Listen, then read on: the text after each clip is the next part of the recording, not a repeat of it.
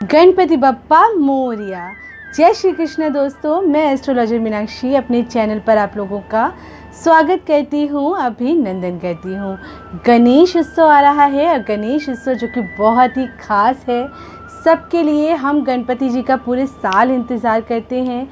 जब वो जाते हैं तो हम बोलते हैं गणपति बप्पा मोरिया, अगले बरस तू जल्दी आ।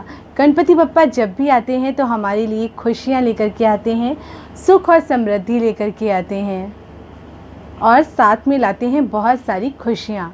तो इस बार गणपति जी हमारे लिए क्या लेकर आने वाले हैं ये मैं आज आपको बताऊंगी। गणेश जी की पूजा के बारे में आज मैं आपको बताऊंगी। गणेश जी को कैसे लाना है, गणेश जी को कितने दिन तक लाना है, गणेश जी की पूजा किस तरह से आपको करनी है, उससे क्या लाभ मिलता है आपको।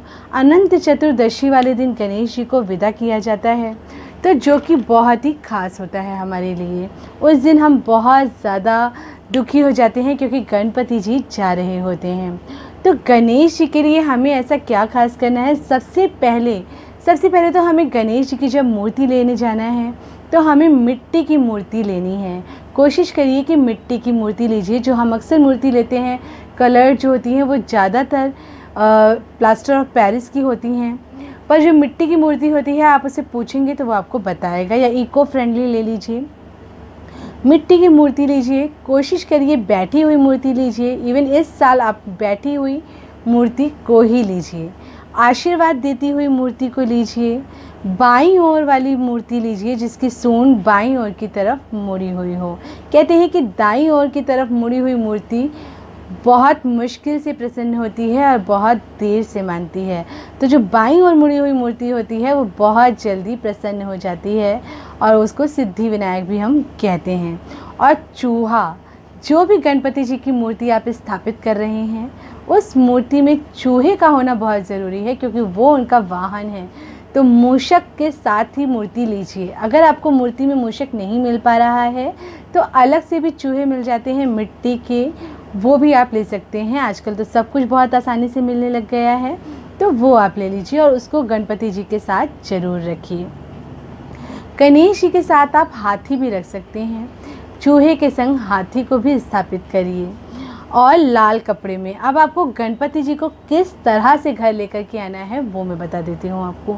आपने मूर्ति पसंद कर ली है जिस तरह से मैंने आपको बताई है, आपको मिल गई है। अब आपको लाना है घर, तो आपको उसे लाल कपड़े में लपेट लेना है, उसका मुंह ढक देना है लाल कपड़े से और गणपति जी को अपने घर लेकर के आना है। जब आप उसे घर लेकर के आएंगे तो आप उसकी नज़र उतार लीजिए। जिस तरह से आप अपने घर पर अपने बच्चे की नज़र उतारते हैं, जैसे भी नज़र उतारते हैं उसी तरीके से गणपति जी की भी नज़र उतार लीजिए।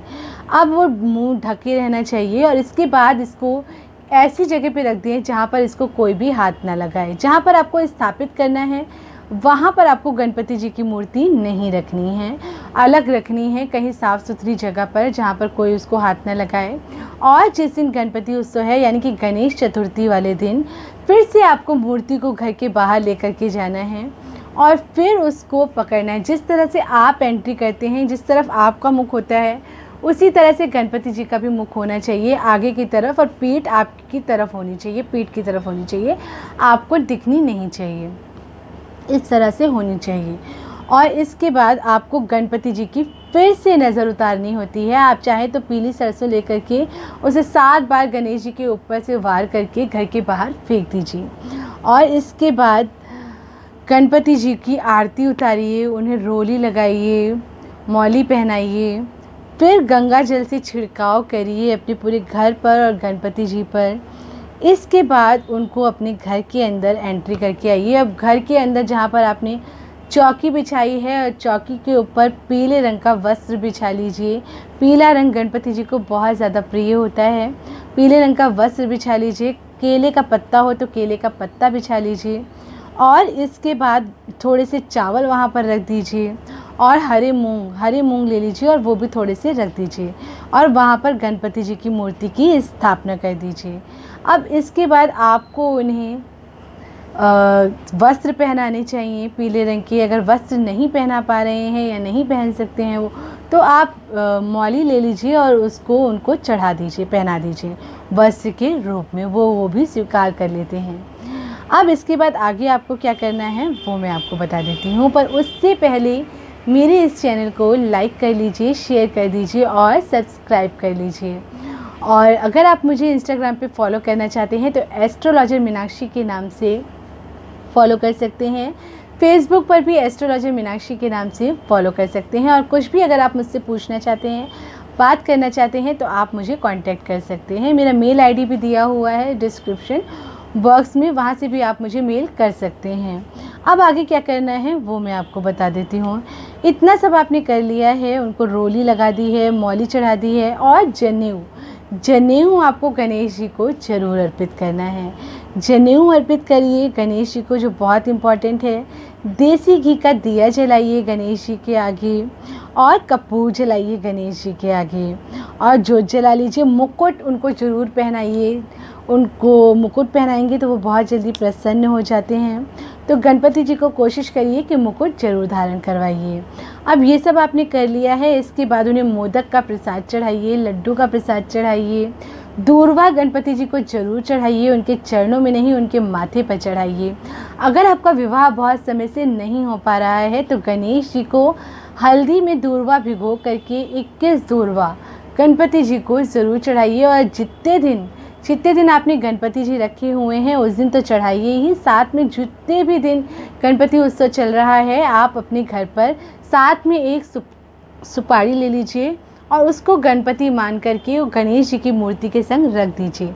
या फिर अगर आपके घर में छोटे गणपति हैं, चांदी के हैं तो बेस्ट है, वो रख लीजिए और साथ में उसकी भी पूजा आराधना करते रहिए। और जितने दिन गणपति उत्सव है, अगर आपने 1.5 दिन का गणपति रखा है, 2.5 दिन का गणपति रखा है तो उसके बाद विसर्जन के बाद भी आप गणपति जी की पूजा करते रहिए। अगर आपका विवाह नहीं हो पा रहा है तो दूर्वा उनको डेली चढ़ाइए, लड्डू चढ़ाइए, मोदक का भोग लगाइए, गणेश अथर्व का पाठ करिए। अगर वो नहीं कर सकते हैं तो ओम गंग गणपति नमः मंत्र का जाप करिए। विवाह में बहुत ज़्यादा विलम्ब आ रहा है तो रोज़ डेली उनको जल से स्नान करवाइए, शुद्ध जल से। और अगर आप पंचामृत से करवा सकते हैं तो पंचामृत से भी स्नान करवाइए।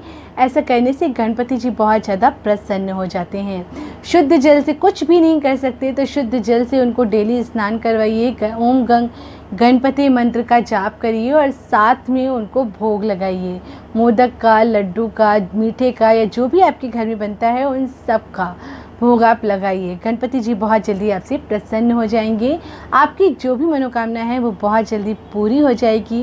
और अगर आपका विवाह नहीं हो पा रहा है, मनचाहा जीवन साथी नहीं मिल पा रहा है तो वो भी बहुत जल्दी आपको मिल जाएगा इस उपाय से। तो इस उपाय को करिए, बहुत ज़्यादा आपको फ़ायदा होगा। फिर नेक्स्ट वीडियो में आपको फिर से मिलती हूँ मैं। हाल के लिए मेरे इस चैनल को आप ज़रूर सब्सक्राइब कर दीजिए और लाइक कर दीजिए। फिर नेक्स्ट वीडियो में मिलूँगी मैं आपको, तब तक के लिए स्वस्थ रहिए, व्यस्त रहिए और मस्त रहिए। जय श्री कृष्ण दोस्तों।